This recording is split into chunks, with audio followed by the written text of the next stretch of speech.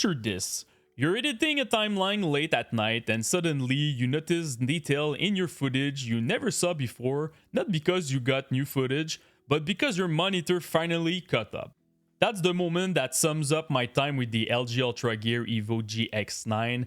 And before we go further, let's just put the number on the table. $17.99, that's the MSRP, so yeah, this isn't an impulse buy, this is a decision. Let's start with what's in the box and how this thing feels on your desk. The stand is the first pleasant surprise. It's compact, mostly metal at the base, flat enough that it doesn't eat into your desk space, and it gives you height, tilt, and swivel adjustment. At this price, that's expected, but it's still nice to not have to fight the ergonomics.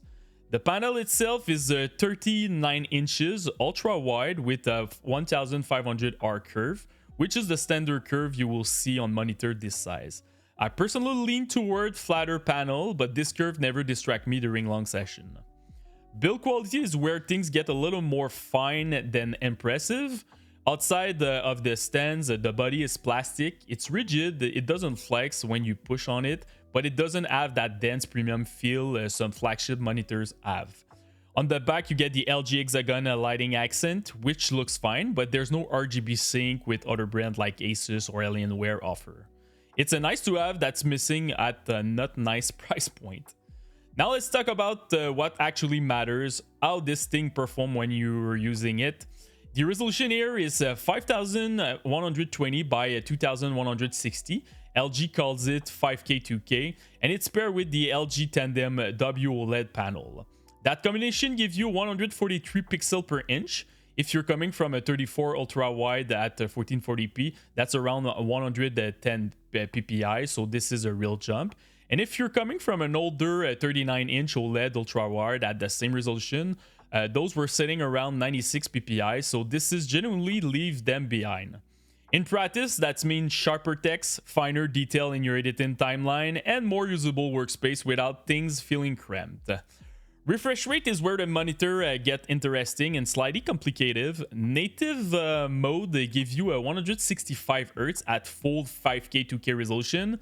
That's solid, not flashy, but LG also built in a dual mode, drop the resolution down to 2560 by 1080, and you push the refresh rate to 330 Hz. On paper, that sounds like the best of both worlds. In practice, the resolution drop is obvious, and while motion clarity does improve, it still doesn't match dedicated high refresh rate monitor that hits 240 or even 500 Hz plus. So think of the 330 Hz mode as a bonus option for competitive title, not as a magic trick. Input lag is very low, response time is fast, and adaptive sync is fully covered, so you're getting the NVIDIA G-Sync compatible and the AMD FreeSync Premium Pro. Both are compatible. That means a smooth frame delivery across a wide range of game, but there's the catch nobody's marketing team wants you to hear. There is a noticeable VRR flicker when frame rate fluctuates. It's not constant, but it's there, and once you notice it, you will catch it again. It's an issue with OLED monitor. I have the same thing on my Asus 27 flat monitor and also on my ViewSonic OLED. So this is pretty much it. It's not something new. So let's get into the actual experience of using this thing, because the numbers only tell half of the story. During the day, I work in a moderately bright room, no blackout curtains, no cave setup. The matte finish on this panel earns its keep here. I've got a glossy monitor on my desk also, and that throws a lot of reflection everywhere, and the GX9 just shrugged that problem off. The trade-off is a very slight oily sheen you might notice on bright uniform element, like a plain white document or a bright web page. It's subtle, and honestly, if you used the matte screen before, you already know this quirk and you're not going to be bothered with it. For productivity, I keep Windows in SDR. I use the sRGB mode to stay close to the Rec 709 for editing accuracy, and run brightness around 50 out of 100 with the panel set to its uniform brightness setting. That's plenty bright for a sunlight office, and it keeps eye fatigue in check during 8 to 10 hours working day. When measures sustain HDR brightness lands around 315 nits. That's respectable, not the brightest OLEDs out there, but far from the dimmest, and the matte coating help offset any dimness so you otherwise feel near window. At night, flipping to HDR and maxing things out is a different experience. Cyberpunk Neon Soak Streak, Assassin's Creed Black Flag Resync, Shimmering Ocean, Halo Campaign Evolve Contrast in Dark Corridor, all it looks generally great. Peak HDR brightness measure around like 1300 nits in a small highlight window, which put it near to the top what I've seen on OLED monitor. There's a black stabilizer you can tune to help pick up details in shadow. I like to use that when I'm playing on Showdown. And there's also a HDR brightness adjustment too, which matter more than people expect because a lot of HDR content is mastered for TV, not desk monitor, and you can get overwhelming fast. Contrast and color are where OLED does what OLED does. Deep blacks, no blooming, no haloing around bright element against a dark background. Color gamut coverage is strong too, 100% sRGB, 99% DCI P3, and 93% Adobe RGB. That's competitive with other OLED panels on the market right now. Color accuracy is decent, but not exceptional. But you can buy a tool just to calibrate your monitor if you really need those perfect color. Now, the feature that sounds good on spec sheet but don't hold up in a daily use, the famous LG AI upscaling claims to enhance lower resolution content. I tested on image 720p video and games running at half native resolution. I genuinely could not see any improvement. Then there's an AI image optimization, which actively works against you. It shifts color temperature randomly while you're using the display. Turn it off immediately. Same story with AI audio optimization. It tends to make dialogue sound compressed rather than clearer.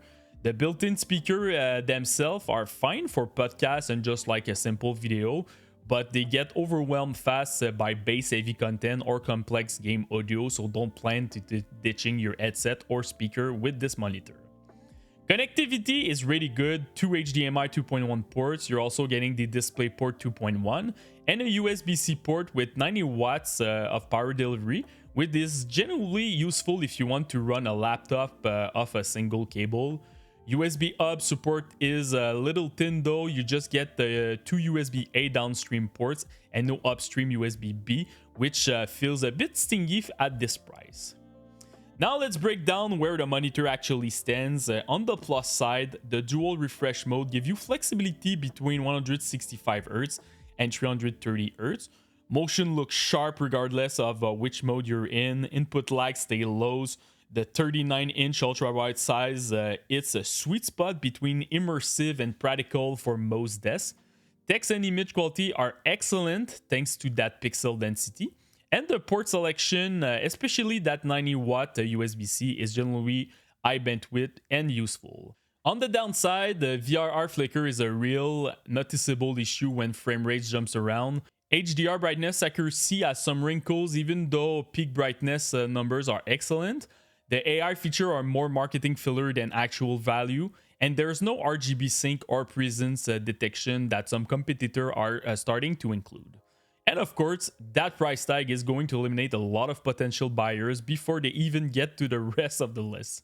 So, who is this actually for? If you spend serious hours in front of your screen, whether that's video editing, sim racing, or big atmospheric single-player games, and you have the desk space and the budget, the GX9 delivers image quality that's generally hard to find elsewhere in this size and resolution combination. If you're chasing the absolute highest refresh rate for competitive shooter, there are a dedicated monitor that will serve you better than this. And if $17.99 makes you wince, that's a completely fair reaction because this monitor doesn't come stacked with extra feature to justify the number beyond the amazing panel.